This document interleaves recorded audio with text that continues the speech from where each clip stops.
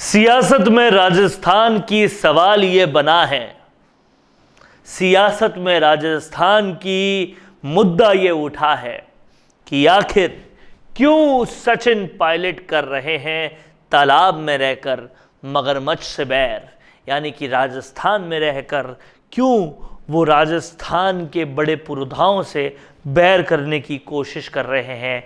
ये मुद्दा कहीं ना कहीं गर्माता जा रहा है, उठता जा रहा है, लोगों के मन में ये सवाल है। तो इस सवाल का जवाब हम इस वीडियो में देने की कोशिश करेंगे। इस वीडियो के आखिर तक आप बने रहिएगा। राजस्थान संवाद को अगर सब्सक्राइब नहीं किया है तो तुरंत कर लीजिएगा, क्योंकि ऐसे दिलचस्प विश्लेषण आपको केवल यहीं पर मिलते हैं। तो सचिन पायलट आखिर क्यों कर रहे हैं तालाब में रहकर मगरमच्छ से बैर, इस बात को समझने के लिए ये समझना ज़रूरी है कि सचिन पायलट ने कांग्रेस को राजस्थान में वो जगह दिलाई जिस जगह को वो खो चुकी थी।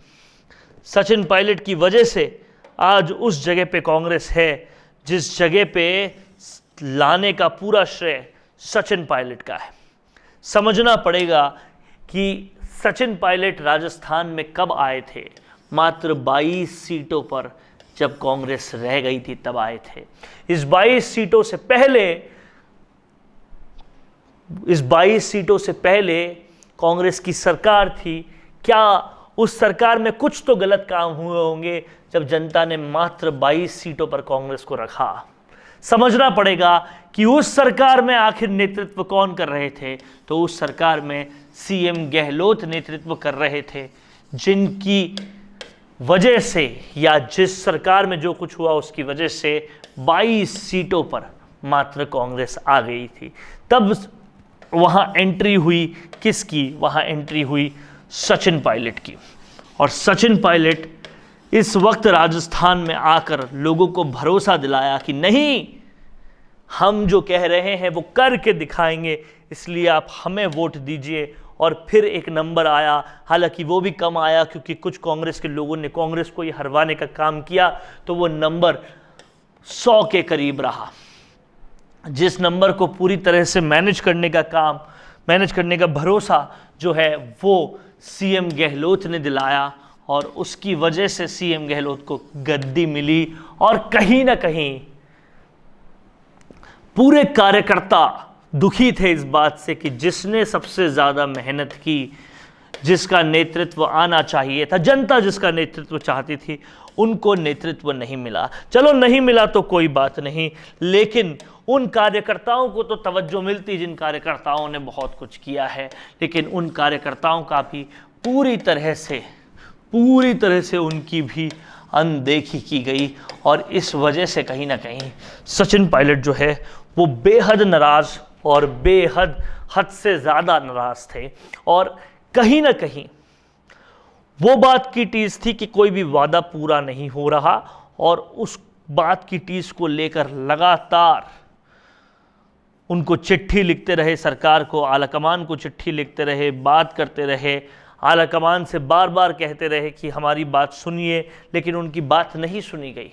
तब जाकर अनशन का फैसला उठाया। और इसलिए कहीं ना कहीं सचिन पायलट जो है वो मुख्यमंत्री गहलोत से जुदा सोचते हैं, वो मुख्यमंत्री गहलोत से जुदा रहते हैं, क्योंकि मसला जो है वो यही है कि आखिरकार खून पसीना जिन कार्यकर्ताओं ने बहाया उनको क्यों कुछ नहीं मिल पाया। लेकिन समझने वाली बात यह है, बैर की बात तो एक दूसरी हुई, पर समझने वाली बात यहाँ पर एक और है। यही वो कार्यकर्ता हैं जो घर घर जाकर घर घर का दरवाज़ा खटखटाते हैं और घर घर जाकर वोट मांगते हैं। अब जो वो कार्यकर्ता थे जो 22 सीटों से 100 सीटों तक लेकर आए थे, उनमें कैपेबिलिटी थी घर घर जाके वोट मांगने की, उनको तो आपने कर दिया हतोत्साहित। और हतोत्साहित करने के साथ साथ सवाल खड़े कर दिए, क्यों वोट दे तुम्हें? तुमने पेपर लीक किया है इसलिए?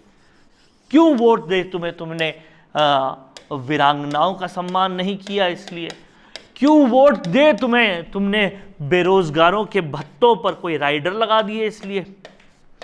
क्यों वे वोट दे तुम्हें जब तुमने भ्रष्टाचार की हर चरम सीमा को पार कर दिया है?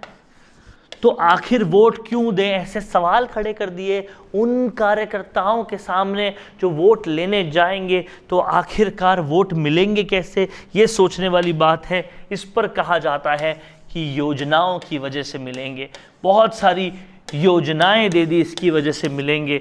तो योजनाएं जो दी है, क्या वो तब नहीं दी थी जब आप 22 सीटों पर रह गए थे, उससे पहले ये योजनाएं नहीं आई थी? आंसर है हाँ, आई थी, लेकिन जनता बहुत समझदार है, उनकी समझदारी पर शक किया, यही गलती की और यही गलती इस बार भी हो रही है। और यही वजह है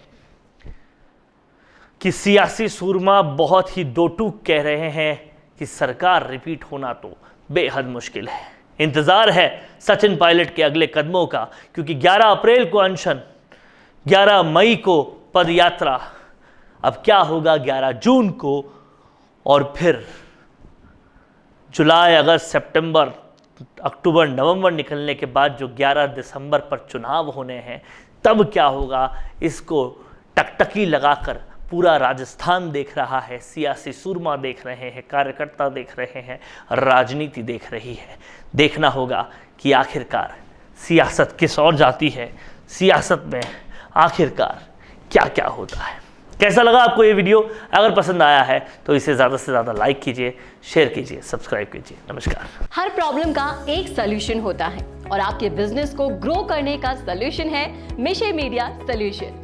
क्योंकि अब डिजिटल मीडिया में छाने के लिए और अपने बिजनेस या प्रोडक्ट को क्लैरिटी के साथ समझाने के लिए आपको चाहिए ऐसे वीडियोस जिन्हें सोशल मीडिया पर देखकर कोई भी आसानी से आपके बिजनेस के बारे में समझे और आप तक पहुंचे। मिशे मीडिया सॉल्यूशन है कंप्लीट वीडियो प्रोडक्शन हाउस जो करता है मदद आपके बिजनेस को ग्रो करने में।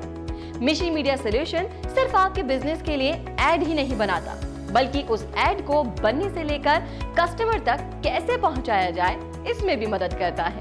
तो अब चाहे आपको बनवाना हो वीडियो एड या फिर करवानी हो वीडियो एडिटिंग या फिर बनवानी हो अपने बिजनेस के लिए स्पोक्स पर्सन वीडियो या फिर करवाना हो अपने YouTube चैनल का SEO, तो आपके लिए है मिशे मीडिया सॉल्यूशंस।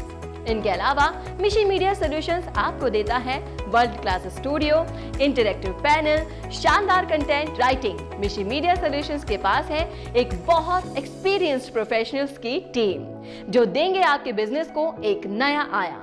तो अब देर क्यों करनी, आज ही विजिट कीजिए www.mishemediasolutions.com पर या फिर कॉल करें 9549700549।